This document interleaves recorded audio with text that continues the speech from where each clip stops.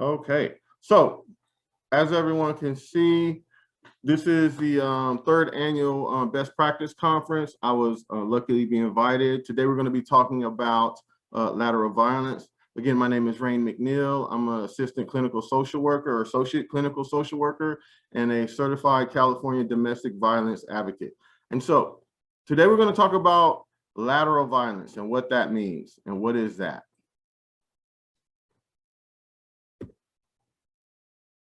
So learning objectives. I always do learning objectives because I like people to walk away from a training or a class with an understanding of, even if it's just a few basic ideas. So today we want to know what lateral violence is. We want to define that. How is it being used to oppress and disenfranchise Native populations, and identify what are the best ways to address the lingering effects of lateral violence in Native communities while facing some of these pandemic challenges. Okay, when we define it, when we call it what it is, lateral violence occurs within marginalized groups where members strike out at each other as a result of being oppressed. So this doesn't happen in the dominant group. This happens in marginalized or oppressed groups, African American communities, Native communities, Asian American communities, Latino communities. The oppressed become the oppressors of themselves and each other. We hear this a lot when we hear people say black on black crime, brown on brown crime.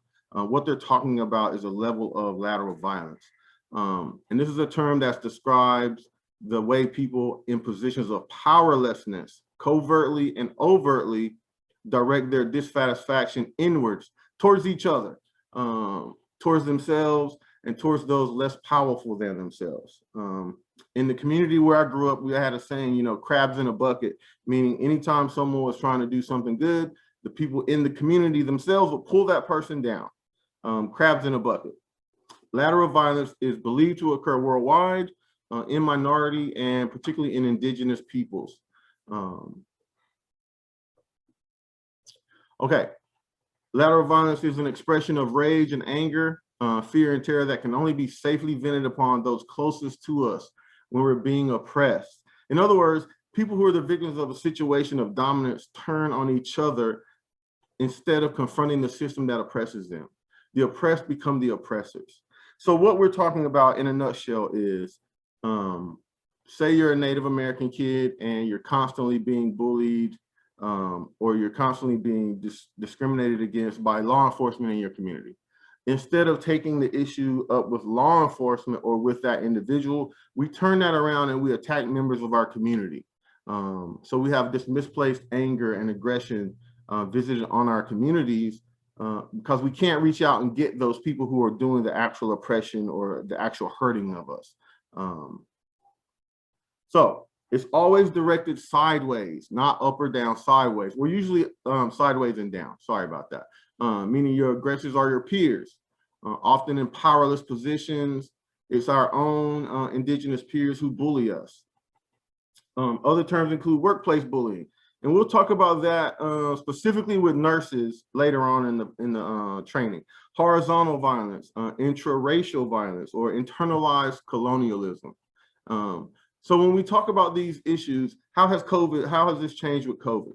Well, it's intensified because with COVID, we've had minimized resources, we've had isolation, we've had stimulus packages that go out. All these things have increased some of the interactions around lateral violence in Native communities.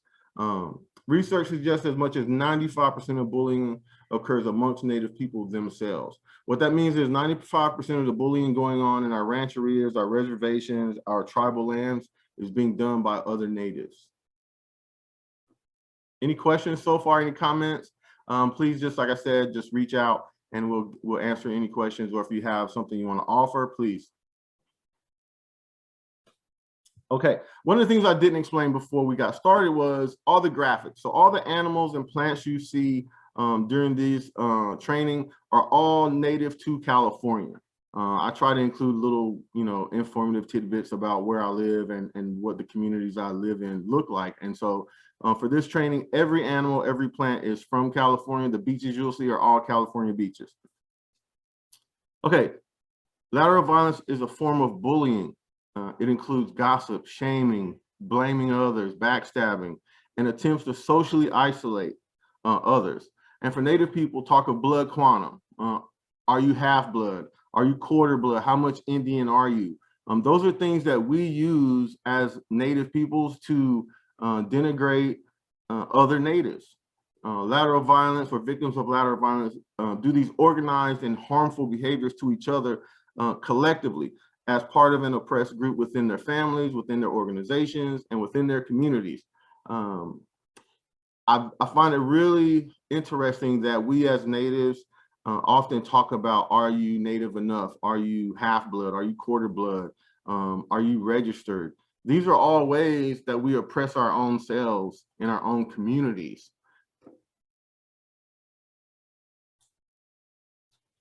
Lateral violence can also look like nonverbal innuendo, raising eyebrows, face making, making obscene gestures, bullying, bullying people for having a lighter or darker skin tone and for not looking Native enough or Indian enough.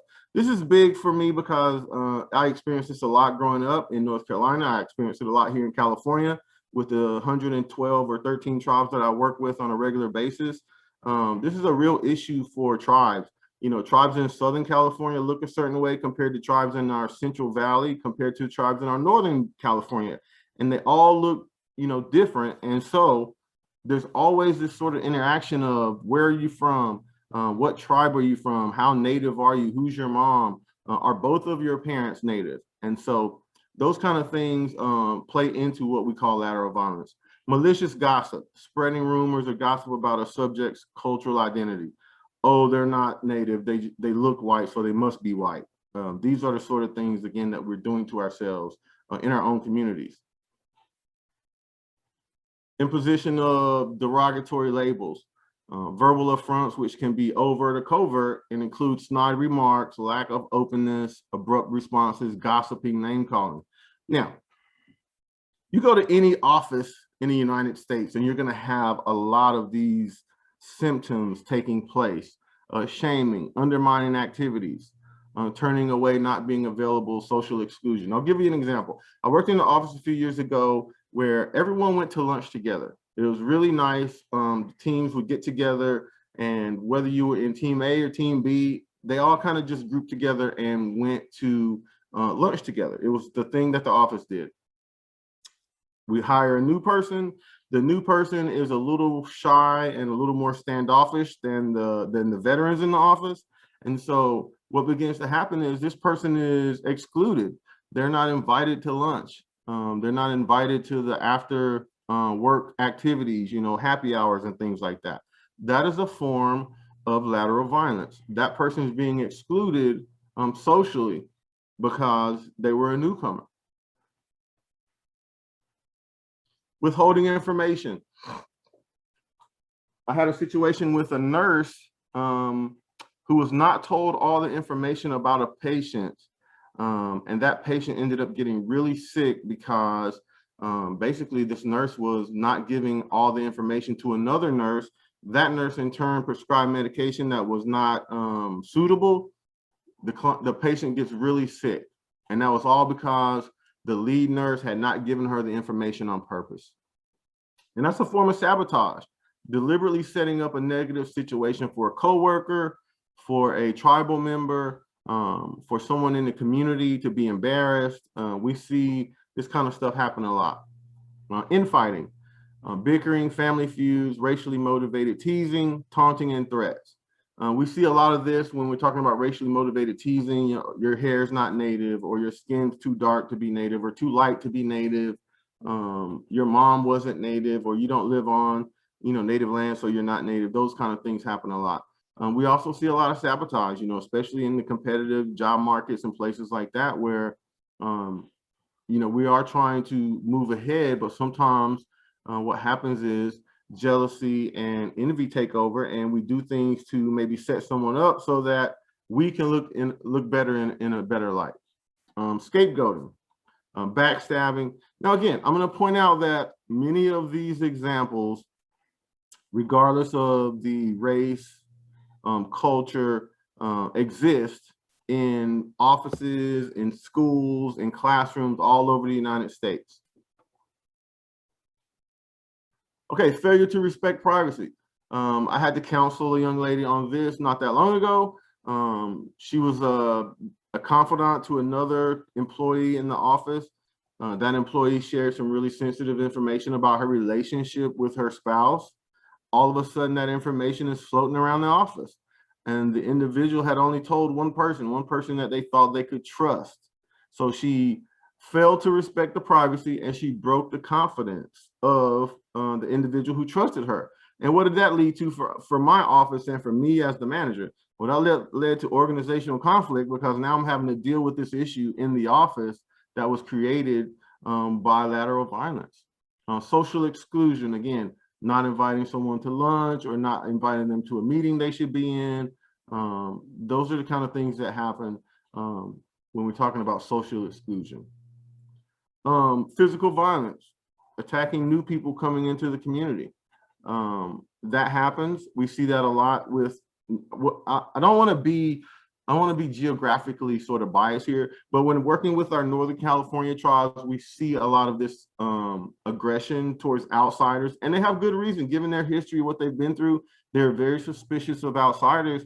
And so to someone moving into one of those communities, it can be or feel very violent and very sort of standoffish and aggressive, very unwelcoming, basically.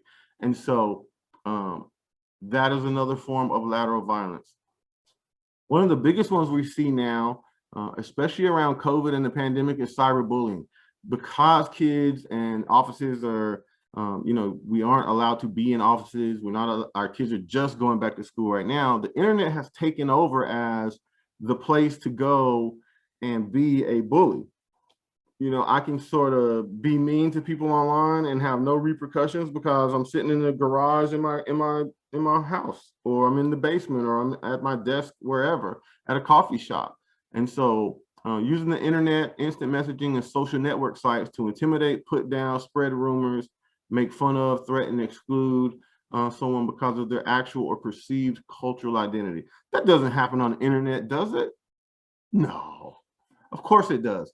And people feel a little bit more brazen when it comes to the internet and cyberbullying, because again, there's not that physical investment. I am not in the room with the person I may be bullying. I could be on the other side of the world, or I could be across the state.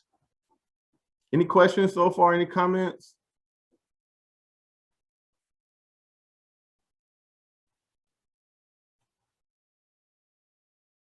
All right, I'll keep going. So, Native stories. There's a prophecy held sacred by Native people which foretold the coming of different people who would bring disease and sickness to the Great Turtle Island. I'm not sure about my East Coast natives, but on the West Coast, the tribes believe in Turtle Island. It's you have to, I won't go into detail, but that's part of their history and their culture and what their belief systems are. So if you're not familiar with the Great Turtle Island, please look that up, educate yourselves a little bit on some of my West Coast tribes and their history and cultures. The story tells that it would be the ancient traditions and teachings of past generations of Native people that would provide the ladder to help Native people climb and regain their heritage as proud and rightful nations. So in this country, when we talk about Native populations, we talk about Native culture, Native history, there's two distinct time periods we have to talk about: pre-colonization and what happened after colonization.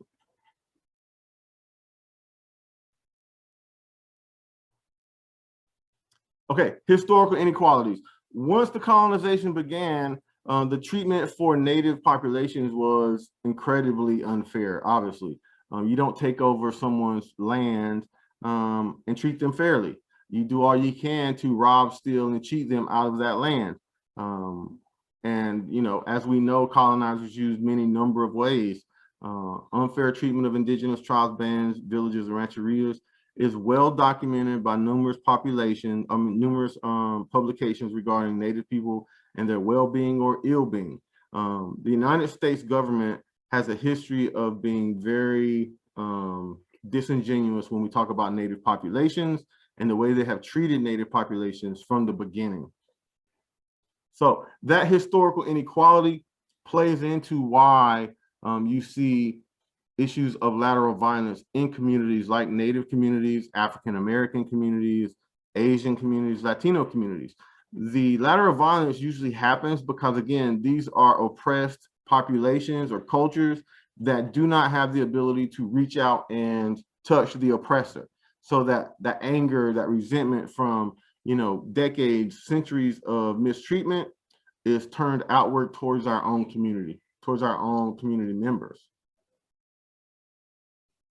Being the most vulnerable populations didn't evolve in isolation. Invariably, Native families vulnerable to criminal acts are also oppressed by the political, economic, and social inequalities. Policies dictated by federal, state, and other regulatory agencies continue to represent or present barriers to services. Until recently, many of the policymaking agencies lacked even a clear understanding of tribal traditions and appreciation for their cultural differences, or the willingness to even have open dialogue with Native leaders.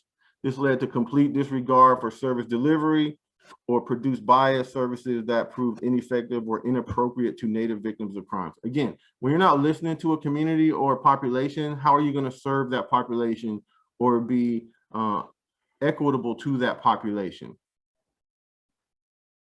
And so one of the things I want you to focus on is, again, our federal and state governments have not really dealt with Natives in an equitable or fair way. If you look at how they've dealt with other populations compared to Natives, we're talking about broken treaties on a regular basis. We're talking about false statements. We're talking about genocides. All of these things have led to Native populations being where they are today.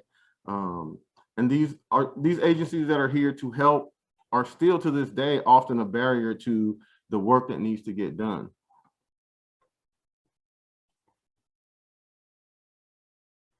Okay, what's the cause? Who's causing all this lateral violence? Where does this come from? Lateral violence comes from being colonized, invaded. It comes from being told that you're worthless and treated as being worthless for long periods of time. Naturally, you don't want to be at the bottom of the pecking order, so you turn on your own. And this is a quote from Richard J. Franklin. He's an Aboriginal singer and songwriter, author and filmmaker, and he's explored this topic in great detail. And so I would encourage you, if you get a chance, to check him out, some of his works. So how do we get to lateral violence? What does that look like for us as Natives, for our culture? Well, that means diminishing traditional roles, structures, and knowledge. Attacks on Native culture, conflicts about Native Indigenous identity are further causes. So we're talking about traditional roles, the roles of women in our tribes, the role of structure, the type of political structures we had as Natives, the knowledge, our languages. Being Cherokee, I'm very familiar that, you know, we have our own language, but I work in California where there's 112 or 13 recognized tribes. I would say out of those tribes, maybe 5 or 6 still have their language. Only 5 or 6 out of the 112. And the number of people in those tribes who can actually speak it is an even smaller number. Notions of who is a real Native person are powerful weapons in lateral violence. Again, we as Natives use this against our own people all the time. Well, you got blonde hair, you can't be Native. Or you have an afro, you can't be Native. Or you're too light to be Native, or you're too dark to be Native. Or I've never seen a Native person that short or that tall. Any kind of stereotype we can use to denigrate folks we have. Negative stereotypes create a low self-esteem or a victim mentality. Now imagine this happening generation after generation after generation, in which you try to reinforce feelings of powerlessness and cause people to lash out in lateral violence. So stereotypes is a big thing in America. You don't necessarily hear much about Natives, period, but when you do, it's usually some caricature of a stereotype. Now, I put new show on this slide because I know there's a new show called Reservation Dogs out, but what I encourage people to do is watch the show and see how many negative stereotypes this show that's created by Natives, produced by Natives, buys into. I found the show, the first few episodes, to be very entertaining, very funny, but there are a lot of stereotypes that the show uses to drive home points. So As the resource become limited during the pandemic, these feelings and interactions have intensified. So where I have seen in my work the problems with the pandemic and what it's created is you have isolation being created that's way more intense than it was pre-pandemic. People are really isolated right now.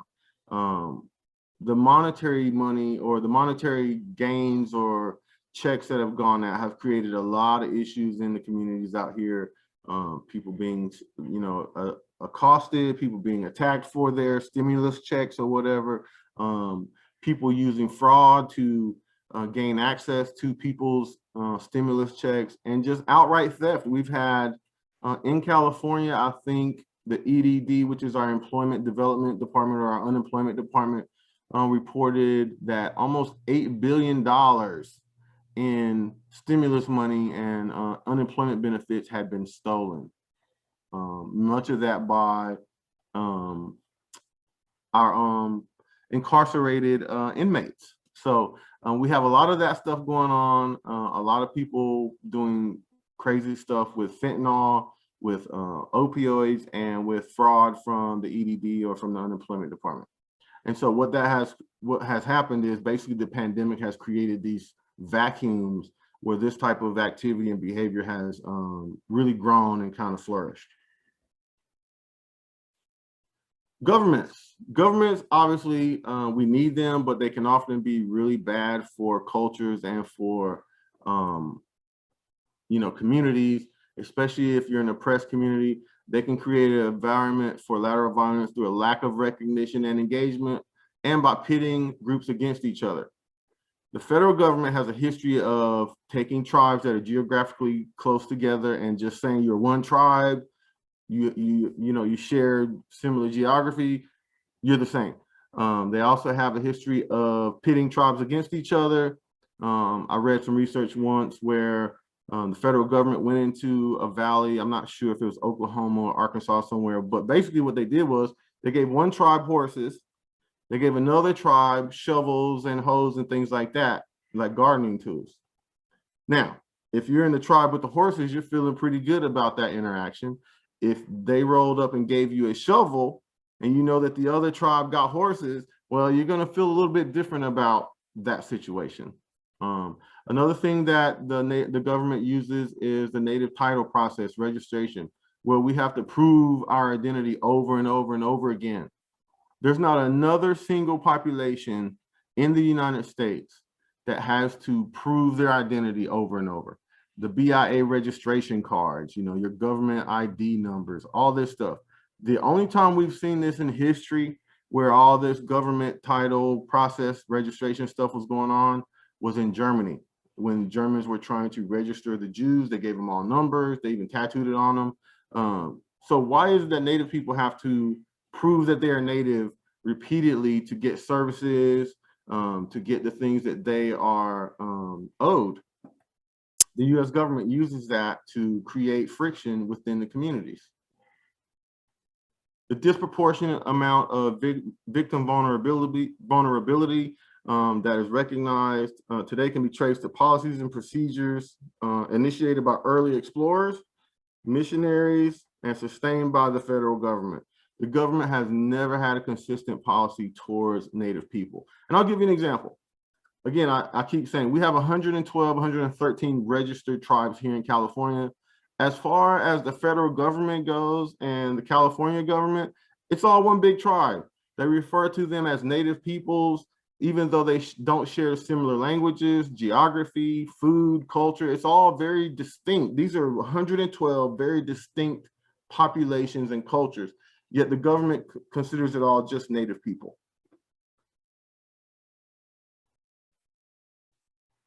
Okay, government boarding schools, missions, agents, treaties, settlers, militias, and the removal to undermine the structure of tribes eventually impact the unity and stability of the family in Native communities to govern themselves, to hold criminal behavior accountable, and determine justice. These governmental policies and procedures have created a vast wasteland that has jeopardized Native communities' ability to function and protect the manner. So again, if you're in a Native community and you have a lot of this stuff going on, it's very frustrating for you to look around and see some of these issues and not be able to address them, not be able to go to a person and say, you're the reason this is happening. And so that creates that animosity and that anger that unilateral violence boils to the top. And when we look at the criminal behavior, we're talking about our missing and murdered Indigenous women, the number of women who have just disappeared or have been murdered without any sort of investigation by the government or by police. These make Native communities feel a certain way about those people who are supposed to be helping them, who are supposed to be helping them do better, get out of some of these situations they're in. And when we talk about criminal behavior, as someone who does this training on a regular basis, the research, if I am a non-Native person living in Oklahoma or Arizona or New Mexico, and I go onto a Native reservation and rape one of the women, as long as I can get off of that reservation before anyone knows what's going on, I'm probably not ever going to pay for that crime because of the politics that go on between, tribal sovereignty, local law enforcement versus federal law enforcement. So the politics makes it so that these types of things can happen. Cultural colonialism. That's the process that preceded the disintegration of the traditional concept of Native communities and their ability to care and protect for themselves. So what we're talking about is once the settlers showed up, what they did was they tried their best to integrate Natives into the Western or white cultural way of doing things and living, which basically created genocide on the culture of most Natives. Kill the native, save the man concept was basically what the government used to control Native populations. And so what the government tried to do was destroy as much Native culture as possible so that the Natives would adopt the larger, more dominant Western culture. And what that led to is apathy, neglect, and direct assaults towards Native people that resulted in them being conditioned to not make demands, to not call attention, to not fight back, because each time they did, something was taken away. Their children, their food, their shelter, their land, their warmth, their religion, their language, their homes, their elders, their signatures, their names. I always use this as an example. Here in California, everybody loves San Francisco. The Bay Area is just beautiful, great weather. It's a famous worldwide for being a great city. But most visitors don't realize that San Francisco was inhabited by one large tribe in our early settler years. And that tribe was basically genocided so that, I don't know how to say that, so that the settlers could take over the Bay Area. That whole area was once part of a large tribe's territory. Settlers came in, saw that that was a beautiful piece of land. It was great. And they began to genocide the Indians almost immediately. And one of the largest genocides in California took place as those natives stood their ground, basically the last hurrah for them before they were all decimated and that land was stolen from them. So these are the kind of things that when you're a Native person, it's in your genetics, it's in your DNA. That trauma, that genocide is there, and there hasn't been any conversation or willingness to address some of those issues that go on from our history. So with that kind of environment, what you have are families that have to deal with a multitude of problems. Even if they're really high functioning, really what we consider normal families, they're still going to have increased stress and limited coping. They're going to have higher unemployment and limited marketing skills, limited resources, harsh and inappropriate discipline towards children often, excessive drug and alcohol usage by adolescents and adults. I don't know if you know this, but alcohol and drugs, Native Americans lead all populations in usage as adults and as teens. Unexpressed anger and aggression from that oppression.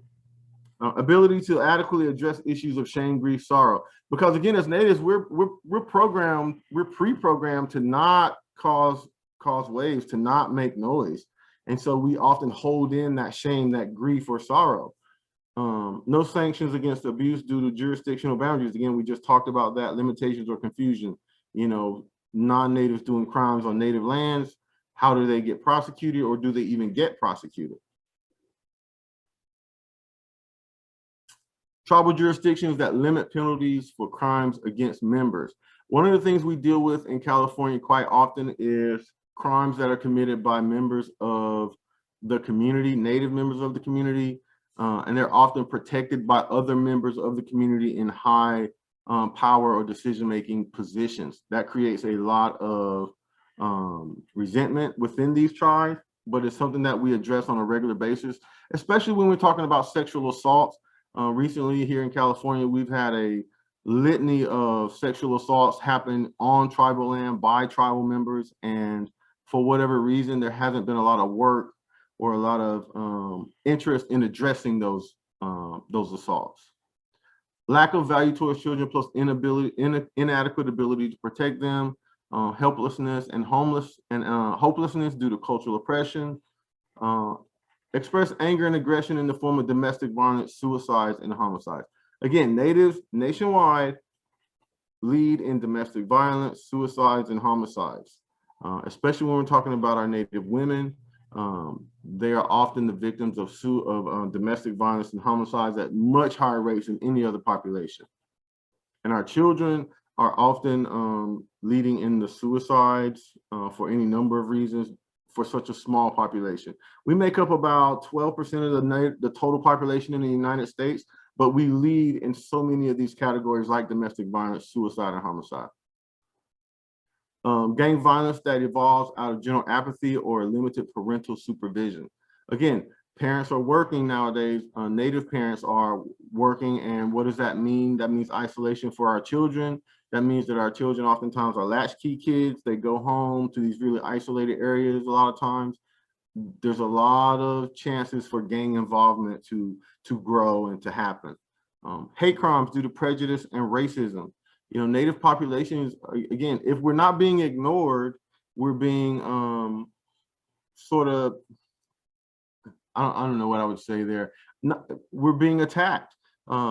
Hate crimes due to prejudice and racism happen quite often, especially, again, I'm going to go back to our native women, the fetish around the beautiful native woman, the Pocahontas looking woman, plays into a lot of the crimes that happen to our women, especially when they're non-native aggressors or non-native people out there doing the crimes. Higher incarceration rates that foster criminal mentality. Our native populations go to jail a lot faster and a lot more often than almost any other population other than African American. And again, they make up 17, or we make up 17% of the population, but we make up 33% of the criminal justice population. Undiagnosed and undetected fetal alcohol syndrome and fetal alcohol effects. That is a direct correlation to the amount of alcoholism that happens in our communities. Again, native communities disproportionately suffer alcoholism at incredibly higher rates than other populations. Disabilities from the alcohol fetal syndrome creating more susceptibility to inappropriate and or illegal behavior. Again, when you have things like fetal alcohol syndrome and other conditions, that can often lead to inappropriate or illegal behavior. Any questions so far? Again, I'm moving really fast, just trying to make sure I stay on point with the time. But please, if you have anything you want to say or share, please just stop me.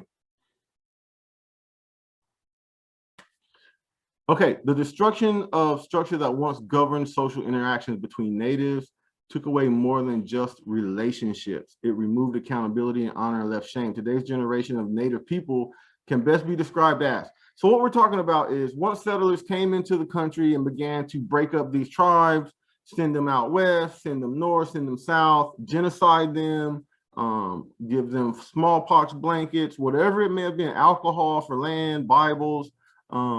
There's a saying, I'm not sure who it was, a native saying that, you know, the settlers showed up with Bibles and we had all the land.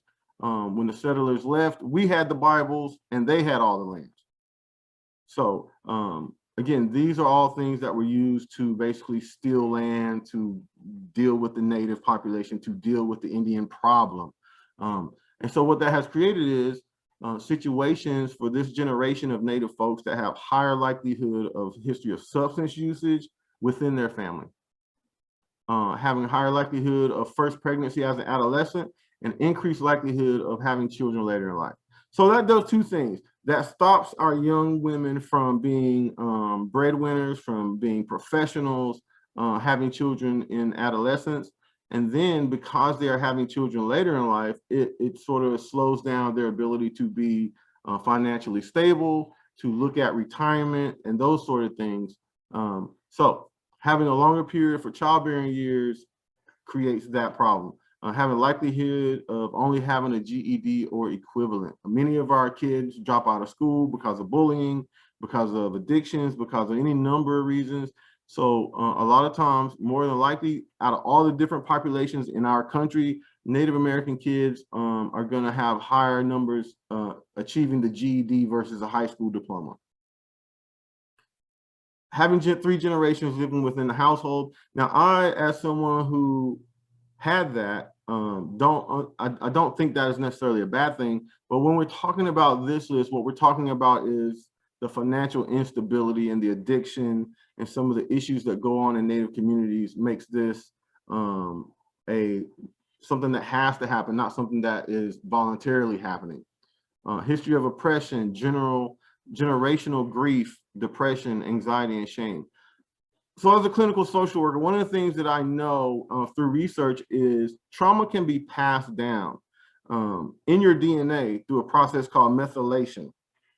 And what that means is your DNA, if you're one of these folks who has lived through really hard trauma, refugee status, genocides, rape, murder of a loved one, that trauma, unless it can be healed in that generation, it damages the DNA that is passed to the next generation. And so that process, if you look at Native populations since colonialism happened, there's a lot of damage to the DNA that has happened and not a lot of fixing that has gone on. And so people who have a history of this are oftentimes unaware that the trauma isn't necessarily something that has happened to them. It could have happened a generation ago or a generation ago before that. So one of the things that our government uses, again, to create strife and internal sort of anger within our communities is who they appoint or anoint to speak for the community, who the government chooses to listen to. This can alienate those who miss out, and they feel powerless. So one of the things that happens is the government comes in and says, okay, who are your leaders? And the tribe kind of determines who that is, usually through a board or a council or something of that nature. But a lot of times, especially when the tribes were first being discovered or contacted, the way it was done was so inequitable that it created these feelings of shame, of powerlessness. Again, if we both live on the same street and the president goes to your house and doesn't come to my house, I'm going to feel a certain way about that. The president says you're the one who's going to speak for all Native people in this particular area. Well, how did that go about? Many times it was done through backdoor dealing, who they could pay off to be decision makers in the best interest for the government and those sort of things. So governments can contribute to a feeling of powerlessness by taking what we call a deficit-based approach, addressing the Indian problem rather than focusing on like the resiliency and the capabilities of a people. The government didn't do that. The government came in and said, how do we get rid of these folks? Not how can we work with them? How can we share resources? How can we share knowledge? The government simply wanted to be done with dealing with Native populations. And in some states, indigenous groups have a say in who belongs to a particular land and who doesn't. Now, most tribes, they have the ability to say this person is part of the tribe or not part of the tribe. But in some states, they can actually say who belongs to that particular piece of land and who doesn't. A right which can stir lateral violence. Again, if I have people in my own community telling me that I don't belong on this piece of land and my family's lived here for 100 years, and the reason they're telling me this is I know it's politics, or someone doesn't like me on the board or on whatever group, that creates a lot of anger, a lot of lateral violence within the community.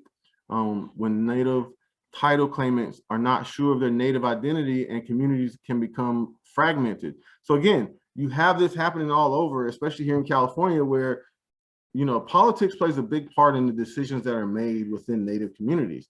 And that politics can leave folks out, leave some families out, and make some families, you know, feel more empowered.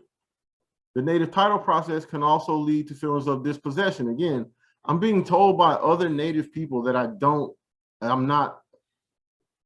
deserve this. I'm not Native enough to get whatever it is that we're talking about.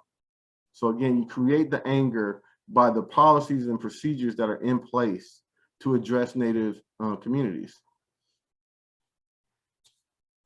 Okay, so let's talk about lateral violence in the workplace. In 2007, a study was done on student nurses that reported that 53 had been put down by a staff nurse at some point in their career. And 48% of nurses, pharmacists, and other healthcare professionals experience strong verbal abuse in the workplace. Additionally, the effects of workplace bullying extend beyond emotional and psychological distress. It can erode satisfaction and increase staff turnover, as well as reduce patient safety. So I read more about this, and apparently the most research you're going to see about lateral violence is going to be in nursing. And there's a really good reason why. We assume nurses are like really loving, caring individuals, but it turns out nurses can be pretty vicious. I think 1 in 3 nurses leaves the field within the first 6 months. So you go to school to be a nurse, you get your first job, and within 6 months, you've decided, I do not want to do this, and you leave the field. That is a really high number for a profession that pays as well as it does. Okay, when we talk about nurses, the personal effects of lateral violence can cause impairment in the ability of nurses to appropriately care for patients. Studies report that disruptive behaviors from lateral violence can cause medication errors, adverse events, and near misses. Now, with what we have going on right now and our ERs, our hospitals being overrun, do we have any room for things like adverse events, medication errors, or near misses? Organizations, this can increase the potential for negative patient outcomes. Yes, absolutely it can. In addition, lateral violence can create a toxic work environment, which decreases staff satisfaction for all involved. Nurses who are exposed to lateral violence are more likely to have increased sick time, and may leave the organization. Absolutely. And so this is just basically a window into what it looks like when we're talking about different professions like nursing. 40% of clinicians allowed a medication error to occur and failed to report the error due to an intimidating colleague. Again, we're talking about nurses. 40% have made this mistake. 53% of student nurses have been put down by the staff nurse who was there to train them. So if 53% of the nurses are being put down by the staff nurses who are already in the position, what do you think that does for the profession? And I just read something last night where nurses are in high demand all across the United States. They are walking off the jobs, they're leaving their jobs, they're fed up. 59% of nurses have reported being threatened or experienced verbal abuse at work. Again, very hard job. And then you have to contend with the verbal abuse, the put downs and all that stuff that can happen as a result of lateral violence being infected in an organization. Okay, so lateral violence can be both physical and verbal. Verbal behavior is more common, obviously seen, and includes personal and professional mistreatment, abusive behavior that which demonstrates a lack of respect for the worthy and the dignity of an individual, or humiliates or degrades the other person. If you've been in management at any point in your career, or you work in management, one of the things that we are taught very early on is you praise in public and you discipline in private. And a lot of folks that I have worked with and experienced never got that memo. They love to intimidate individuals on the floor and in front of other people. They love to degrade them in front of other folks. Now, they oftentimes would do that in a very joking, half-hearted way, but at the end of the day, that can make an employee, especially someone who works under you, feel very, very degraded or humiliated. Intimidating behaviors include impatience, condescending language, outbursts of anger, unwillingness or refusal to answer questions, threatening body language, or actual physical attacks.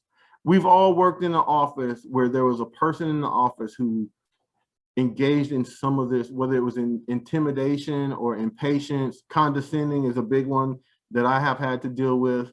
I spent 20 years in child welfare, and one of the things that always really got me upset was the way that my social workers would talk to families who were involved in child welfare cases. The condescending nature in which they would address them was something I was constantly working with my new social workers who, fresh out of school, thought they knew everything and was going to save the world.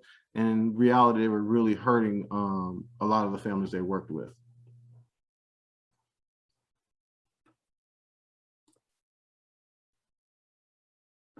Okay, so I got 10 minutes. Sorry, guys, I'm going to push through this. Most common forms of lateral violence include nonverbal insinuation, verbal disrespect, undermining behaviors, withholding information, sabotage, bickering, blaming others, backstabbing, failure to respect privacy, and broken trust. All important pieces if you want a smooth flowing office space or agency, you have to address lateral violence when it rears its ugly head. One of the things that created some of the feelings of lateral violence that we deal with are boarding schools. Students who expected to find support from their native peers, having that trust betrayed, exacerbated short and long-term negative outcomes of abuse perpetrated by other students. Basically what this is saying is we all go to the boarding school together. We expect some sort of safety in numbers because we're all the same age, we're all in the same classes. But what happened was the boarding school was a breeding ground and a hunting ground for pedophiles and sexual assaulters. And so they're being told during the day, this is bad, this is bad, this is bad. In reality, at night when the lights went off, those same staff members who were giving those lessons would bring the children in and rape them, abuse them, and murder them, we now know. And given the amount of bodies found recently in boarding school grounds, that have been hidden, mass graves, unmarked graves, the problem, obviously, the boarding school situation in the United States and in Canada was a breeding ground for abuse and trauma for our children. And then what do? Those children came right back into our communities with no idea how to address what they had going on emotionally, spiritually. And so those children in residential schools were not able to escape their student or staff perpetrators with whom they lived with for most of the year. And as a result, the betrayal trauma may have contributed to memory impairment and childhood and psychological and sexual abuse. So these kids, again, being abused by their own community members, being abused by the staff at boarding schools, come back to our communities with these issues, have no way to address them, no way to talk to other folks about them. That led to years and generations of further abuse. Because what do you think those abused kids did when they came back into the communities? And the kids who were abusing the kids in the boarding schools, they came back into our communities. So participants also suggest that being victimized by other Native students intensified feelings of despair and powerlessness, as many students abused by their peers were younger and weaker and did not have the power to stop the abuse, which is often perpetrated in the context of bullying, and they could not escape that at school. So once I get to school, if I'm a small statured child, the abuse was constant and there wasn't anything I could do about it. So I am literally a powerless victim to the abuse that was going on. They were taught that, again, in school, what was happening to them was very bad, but the staff was doing it to them at the same time. So now that they got out of school, they're being charged and apprehended for some of the same behaviors that the staff visited to them. So how do we heal? How do we fix, lateral violence in our communities? Well, I can tell you right now, the governments are not likely to fix this. Instead, the issues got to come from us, from Native people taking control and addressing the issue themselves. So the first step in exerting control over lateral violence is naming it, putting it out there, saying this is what it is. the language to name lateral violent behavior, the space to discuss its impact, and the tools to start developing solutions. One of the best things for lateral violence that you can do is to point it out. Many of these behaviors exist. They exist because of silence. They exist because of turning a blind eye. Self-determination. It can stifle toxicity of victimhood and powerlessness, and enable communities to make their own decisions with respect to resolving disputes, defining acceptable behavior, and taking responsibility for the well-being of the whole community. We have to own that responsibility of our community's well-being. We have to take the responsibility of making sure that our communities are safe and are welcoming places. Richard Franklin suggests that you out it. You name it for what it is. It's a destroyer of native culture and life. Publicly admit it's happening and then take the first steps to deal with it. Find a way to deal with it, end it, eradicate it from your lives and your communities. Others are going to suggest to apply traditional ways of resolving disputes, such as learning and healing circles, shared care. In California, the traditions are going to be different than they are in Oklahoma, which are going to be different than the traditions that are in North Carolina or Florida or Mississippi or somewhere like that. Organizations that provide services to traumatized individuals, families, and or communities are susceptible to becoming a traumatizing system itself, meaning that after doing the work for so long, you can kind of forget who you are and what you're there for and create situations where you are doing some of that trauma yourself, even though you're there to help with that trauma. Your staff may be traumatized. Your systems that you have in place may be traumatizing to your clients. So what can we do to decrease the likelihoods of lateral violence? Provide trainings. As a team, work to create organization norms and work to redefine or redirect conversations about what your team will and will not stand for. Again, I have found as a manager, when I get my team together to make the rules of what the team's going to be about, the team itself governs how it acts. It governs the behavior. I don't even have to get involved because everyone on the team has made the decision and said, this is how we're going to do it. So oftentimes the team itself regulates the behavior and the discipline. And me as a manager, I don't even have to deal with that a lot of times because we set those parameters early in the work. Provide conflict resolution. Now, confronting office bullies is not easy. And in the community, confronting bullies is not easy. So you oftentimes want to use someone who may have those skills, who's done this before, to help confront bullies and be an example for an acceptable behavior. A bully's only going to be a bully as long as no one's standing up to the bully. Once the bully realizes that there's people who are going to call them on their BS, the bullying kind of subsides because they can't exist without everyone kind of playing along. Encourage teamwork. Lateral violence is more likely to be an issue when members haven't forged bonds with their coworkers.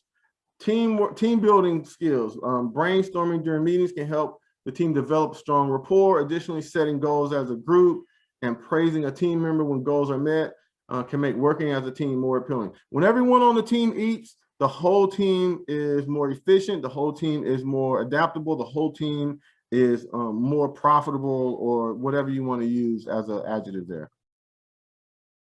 Okay, and if that doesn't help, you can always get involved with your human resources. Obviously, if you're at work, if you're at school, there's counselors, there's your principals, obviously. In the community, there are elders, there's the tribal council, the tribal, whatever it may be for your particular tribe or group.